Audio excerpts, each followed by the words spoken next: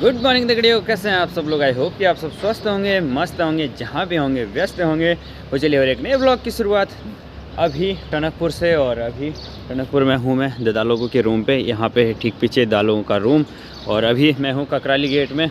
मन्नू की शादी भी हो गई है और आज है मेरी घर की ओर जाने की तैयारियाँ। और पापा जी तो अभी यहीं रहेंगे क्योंकि पापा की तबीयत अभी अच्छे से ठीक हुई नहीं है। तो बहुत ज़्यादा ब्लॉग भी मैं कर नहीं पाया शादी में, बिकॉज़ पापा को हॉस्पिटल भी लेके जाना पड़ा बीच में मेहंदी के टाइम पे। तो यही सारी दिक्कतें हैं।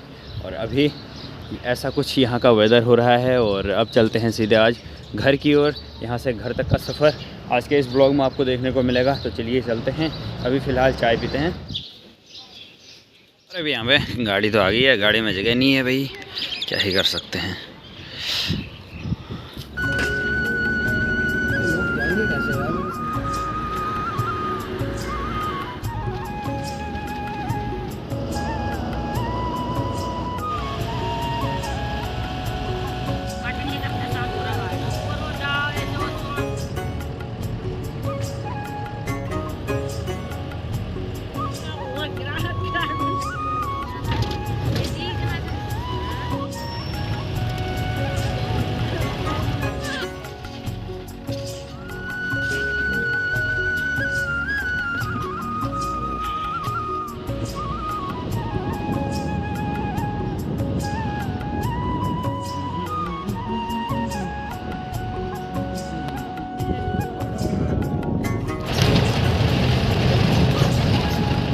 गैस पहुंच चुके हैं रीठा साहब की मेन मार्केट में। और अब यहाँ से घर की ओर चलने की तैयारी। ऐसा कुछ रीठा साहब मार्केट का माहौल।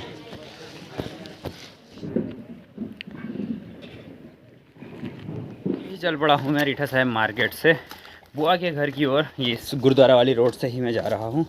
और शेयरिंग टैक्सी पे ना बहुत ज़्यादा दिक्कत हो जाती है रास्ते। भाई साहब ऐसे दब दब क्या है, बिल्कुल इतनी भीड़ ब्लॉग तो रह गया काफ़ी दूर। ब्लॉग बनाना तो बहुत ही मुश्किल हो जाता है, क्या ही करें। अभी जा रहा हूँ मैं बुआ के घर, वहाँ पे आराम से दिन का खाना खाएंगे, उसके बाद चलेंगे घर की ओर। चमचमाती सी धूप में गुरुद्वारा रीठा साहब के खूबसूरत से नज़ारे कुछ इस तरीके के दिख रहे हैं। और बिल्कुल नीला चमकता आसमान।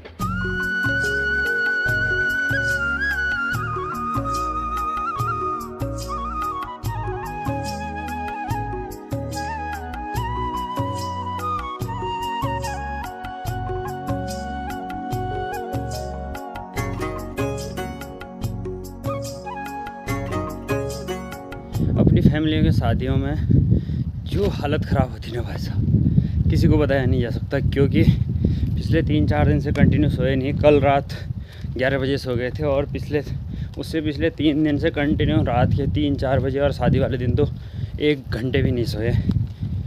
हालत ख़राब हो गई, चलने का बिल्कुल भी मन नहीं है। अब मैं पहुँच चुका हूँ बुआ के घर में। अब यहाँ आराम से खाना पीना खाते हैं। बुआ के लिए फ़ोन किया हुआ था मैंने कि खाना बना देना। बुआ पता नहीं कहाँ है। हाय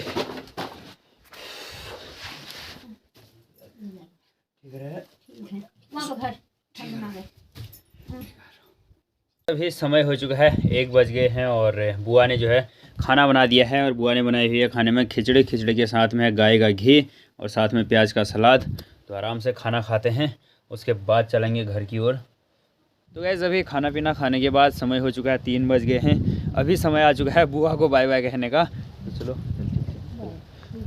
चलो अब चलते हैं सीधे घर की ओर। अभी यहाँ से मुझे लगभग 1.5 से 2 घंटा पैदल चल के घर पहुँचना पड़ेगा।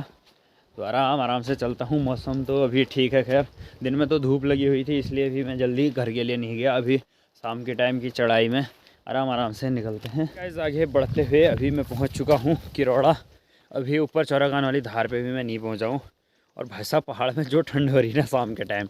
टनकपुर में तो नॉर्मल मौसम था, मतलब पिछले वीडियोस पे आपने देखा कि मैं वहाँ शादी वादी में भी हम नॉर्मली एक साइड में काम चल जा रहा था। बट यहाँ पे पहाड़ में नहीं चल रहा है। स्वेटर के साथ साथ टोपी भी पहननी पड़ रही है। और भाई साहब जो थकान हो रही है ना, मुझे नींद आ रही है अभी। पिछले मतलब 3-4 दिन से कंटिन्यू दिन भर काम, रात भर बिज़ी, नींद पूरी हो नहीं रही है, आंखें बंद हो रही मेरी ऐसी ही। और गाइस यहाँ पे रास्ते में छोटे छोटे बच्चे अपने गाय बकरी को चराने आए हुए हैं। गौर हा, तेरा नाम क्यों भाई यार? दीवान है? दीवान है। अरे तेरा नाम क्यों है बाबू?